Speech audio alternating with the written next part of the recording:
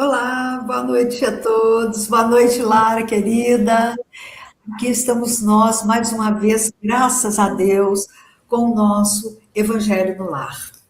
Toda terça-feira, 18h30, nós estaremos aqui, tentando agradecer principalmente, mas pedir toda vez que for necessário por cada um de nós aqui presentes e para os que também vão assistir posteriormente, né?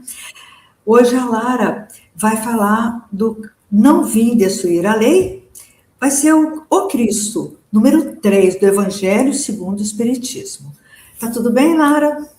Boa noite, Sandra. Tudo ótimo. Quando a gente está no trabalho, a gente está sempre melhor, né? Boa noite a todos que estão aqui conosco, a quem vai nos assistir num outro momento. É sempre uma alegria partilhar esse momento de evangelho com cada um de vocês. E vamos falar o boa noitezinha aqui para Maria Lúcia Lordello Travassos, eu que já coloquei o boa noite, a Neide Brunelli, o Jair Francisco Dias, o Jefferson Lima, a Maria da Paz, o Sinésio, nosso querido, a Lara, a Cleide, a Arlene, querida, a Janice Pedretti. Olha, queridas e queridos, muito obrigada por estarem aqui conosco, tá? Sempre um prazer e uma honra, tá? E agora, Lara, nós vamos fazer então a nossa prece inicial, né? Convidando a todos, sem exceção, que lembrem-se de colocar um copinho de água ou uma garrafinha de água ao lado, que essa água mais para frente ela vai ser frutificada, né? E nós vamos então fazer a nossa prece inicial.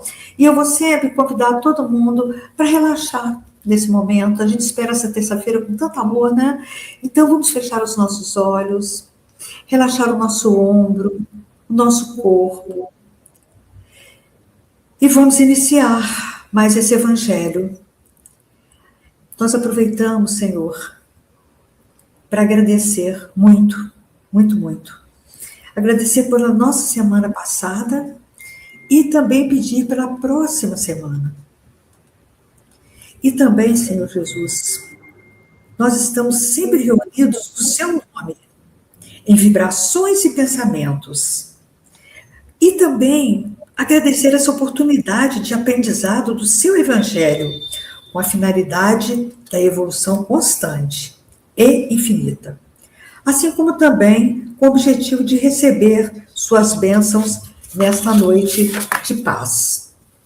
Então, abençoa a todos nós, abençoa também aos que vierem assistir. E olha, Pai, nós só temos a agradecer. Tivemos um dia maravilhoso. Se esse dia não foi tão maravilhoso, tudo que veio foi para o nosso aprendizado, foi um remedinho que nós recebemos. Ajuda-nos, ampara-nos e abençoa-nos a todos, indistintamente. Que assim seja, graças a Deus. Que assim seja. Lara, querida, o Cristo é todo seu. Pois é, gente, olha. O Evangelho segundo o Espiritismo é de uma beleza, né? Porque pega os ensino moral, né, que o Cristo nos trouxe e desdobra para nós de uma maneira que a gente possa compreender. Lá, então, né, nós estamos, como a Sandra falou, capítulo 1, não vim destruir a lei, o item 3, né, o Cristo, e Kardec vai nos dizer assim, Jesus não veio destruir a lei, o que quer dizer a lei de Deus. Ele veio cumpri-la, ou seja, desenvolvê-la, dar-lhe o seu verdadeiro sentido e apropriá-la ao grau de adiantamento dos homens. Eis porque encontramos nessa lei o princípio dos deveres para com Deus e para com o próximo, que constitui a base de sua doutrina. Quanto às leis de Moisés, propriamente ditas, ele, pelo contrário, as modificou profundamente, no fundo e na forma. Combateu constantemente o abuso das práticas exteriores e as falsas interpretações, e não podia fazê-las passar por uma reforma mais radical do que reduzindo-as a estas palavras: amar a Deus sobre todas as coisas e ao próximo como a si mesmo, e ao acrescentar: esta é toda a lei e os profetas. Por estas palavras, o céu e a terra não passarão, enquanto não se cumprir até o último iota. Jesus quis dizer que era necessário que a lei de Deus fosse cumprida, ou seja, que fosse praticada sobre a terra em toda a sua pureza, com todos os seus desenvolvimentos e todas as suas consequências. Pois de que serviria estabelecer essa lei se ela tivesse de ficar como privilégio de alguns homens ou mesmo de um só povo? Todos os homens, sendo filhos de Deus, são, sem distinções, objetos da mesma solicitude. É muito fácil da gente perceber, né, quando a gente lê isto, que Jesus realmente, olha, Jesus não derrogou a lei de Deus, que está representada nos 10 mandamentos, né? Então Jesus veio cumprir esta lei, mas não só cumprir, ele veio dilatá-la, explicá-la, desenvolvê-la, né, de acordo com o grau de maturidade que aqueles espíritos que habitavam, que somos nós ainda, né? Que habitamos aqui neste planeta, tínhamos aquela época, a nossa capacidade de compreensão. É por isso que Jesus precisou falar por parábolas, né? E vejam, as parábolas do Cristo trazem o ensinamento com os exemplos daquele povo, daquela época, né? Então Jesus dá o exemplo da ovelha, né, perdida, né? Então, tudo que fazia parte da vida cotidiana daquele povo é o que Jesus utiliza como base para que o ensinamento se fixasse nas nossas mentes e nos nossos corações. E as leis de Moisés, como nós dissemos, são não a lei divina, os 10 mandamentos, mas a lei que Moisés deu caráter divino, ela foi profundamente modificada por Jesus, né? Por quê? Porque aquele povo era embrutecido, aquele povo era ainda muito ignorante. Então, Moisés precisava fazer com que aquela lei, aqueles ordenamentos para que eles pudessem viver de forma mais civilizada, tivesse um caráter divino, né? Mas Jesus vem e as transforma profundamente, né? Se antes a gente tinha a lei de talião, né? Olho por olho, dente por dente, ou seja, né? Se você matou alguém, você vai morrer. Se você era aquilo, você fez, você vai sofrer a mesma consequência. Jesus vem e nos fala de perdão, nos fala de misericórdia, nos fala de entendimento, né? Nos fala de fraternidade, de amor. É por isso que esta frase de Jesus resume toda a lei. Amar a Deus sobre todas as coisas e ao próximo como a si mesmo. Né? Se eu não consigo me amar, como é que eu posso dizer que eu amo o próximo? Né? Porque eu amo o próximo da mesma forma que eu me amo. Então, já é aí um parâmetro, uma medida para a gente ver, né, o quanto a gente se compreende como espírito imortal, o quanto a gente se ama, o quanto a gente se cuida na nossa relação com o próximo, porque é reflexo daquilo que a gente faz conosco mesmo, né? E, gente, se nós, né, por um momento, prestássemos atenção naquilo que Jesus nos diz, né? Jesus falou, olha, qual que é a nossa relação uns com os outros tem que ser pautada no quê? E a gente não segue. Mas Jesus foi muito claro. Jesus deu a fórmula. Jesus fala, faça ao outro aquilo que você quer que seja feito a você mesmo. E a gente não consegue obedecer uma única frase. Né? Então vejam como nós ainda somos filhos de Deus, rebeldes, ignorantes, né? Quando Kardec pergunta em um livro dos Espíritos, né, o que é preciso para a transformação da humanidade, qual que é a resposta dos Espíritos, gente? Um pouquinho de esforço. Não é muito, não, é um tiquinho. E nem isso a gente está conseguindo fazer.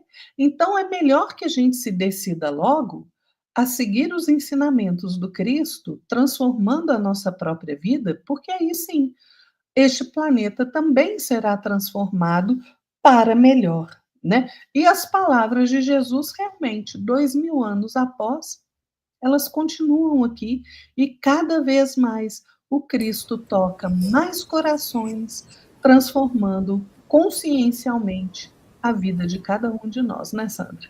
É verdade, Lara. É verdade. Maravilhoso. Sua explicação foi perfeita. Ô, Lara, mais pessoas chegaram aqui. Foi a Rita Andrade. Boa noite, Rita. A Patrícia Musi. A Marlene dos Santos. E Lacir Silver.